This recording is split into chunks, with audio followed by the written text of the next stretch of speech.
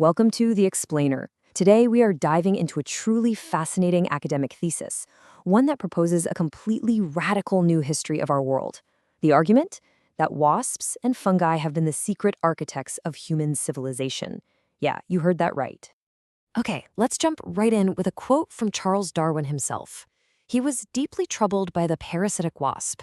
I mean, how could a kind and all-powerful God create something so brutal? This really gets to the heart of a conflict that shaped our world for centuries. Are we the product of a divine plan, or just a cruel, random accident of nature? So we're faced with this huge question, right? Science or God? And it feels like you have to pick a side. But the paper we're looking at today asks a pretty radical question. What if it's not a choice at all? It suggests that the wasps isn't proof against a creator. Instead, it might just be the key that shows us how both can be true at the same time. So, to unpack all of that, we have to start with the science. Section 1, Nature's Hidden Architects. Before we get into the really wild ideas, we need to look at what wasps and fungi can actually do. And this isn't speculation. These are the established facts that the whole argument is built on. To really get where this is going, you gotta forget everything you think you know about wasps. These aren't just pests that ruin your picnic. We're talking about tiny masters of biochemistry and engineering. We're gonna look at a few of their most mind-blowing skills.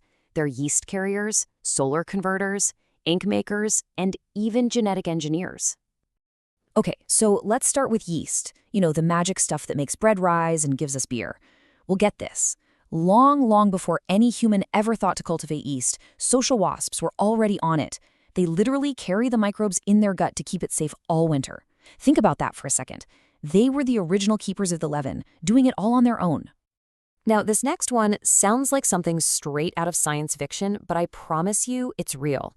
The oriental hornet has a body that is basically a living biological solar panel. It can take sunlight and convert it directly into electricity. We are spending billions trying to perfect that kind of technology, and this little insect has had it mastered for ages. And if that isn't enough, their impact on our actual history is just undeniable. We're talking about the permanent black ink used to write some of the most important documents ever. The Torah, early Quranic manuscripts, the Magna Carta. Yep, all written with an ink that was only possible because of a tiny gall wasp. Our laws, our religions, our history, literally written with wasp ink. But this one is maybe the most stunning of all. Parasitic wasps have effectively weaponized viruses. They didn't just catch a virus, they integrated its DNA into their own bodies, and now they use it like a tool to switch off the immune systems of other creatures. They're nature's original genetic engineers. It's absolutely incredible. Okay, let's move on. Section 2, Blueprints for Civilization. So we've seen what these tiny creatures can do. Now the thesis takes it a step further and argues that they didn't just do these things for themselves, they actually provided the literal blueprints for some of humanity's greatest innovations. I want you to just imagine the first time a human saw flat, lifeless dough suddenly start to rise. It must have looked like an absolute miracle, like life from death. Well, the paper suggests this wasn't some human invention, but an ecological process gifted to us by wasps. And that moment was so profound that the author suggests it got encoded in our culture as a story of resurrection, even proposing a reinterpretation of Easter as Yeaster. And the connection to writing is just stunningly direct. I mean, think about it. Paper wasps make their nests from chewed up wood pulp.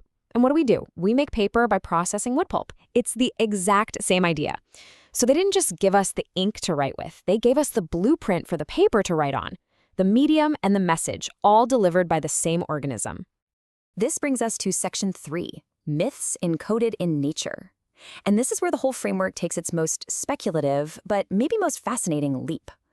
The argument is that these ecological realities were so powerful, so world-changing, that our ancestors encoded them directly into our foundational myths and even into our language. So just look at the language here. In Hebrew, the word for wasp is tirah.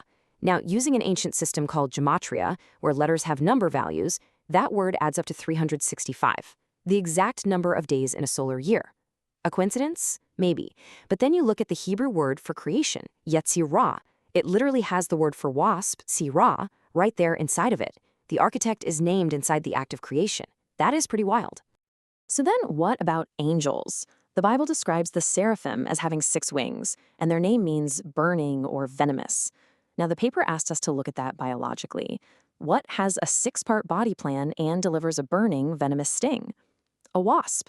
The biological description fits a wasp almost perfectly, maybe even better than the traditional image of a serpent. This idea completely reframes the entire story of Genesis. The forbidden fruit isn't an apple, it's the knowledge of fermentation, delivered by a wasp. The sin is humanity gaining this powerful new chemical ability. And the curses that follow aren't just punishments, they're seen as a coded memory of an evolutionary split, the wasp family splitting off into ground-crawling ants and toiling bees. And all of this brings us full circle, right back to where we started with Darwin's dilemma. Section 4, Creators of Evolution. The paper argues that the wasp doesn't force us to choose between a creator and evolution. In fact, it's the perfect embodiment of both. This is the wasp's central paradox. On one hand, their diversity is so extreme, so boundless, that it actually defies our scientific definition of what a species is. It looks like an act of continuous divine creation. But on the other hand, we can literally watch them evolve into new, distinct species in real time.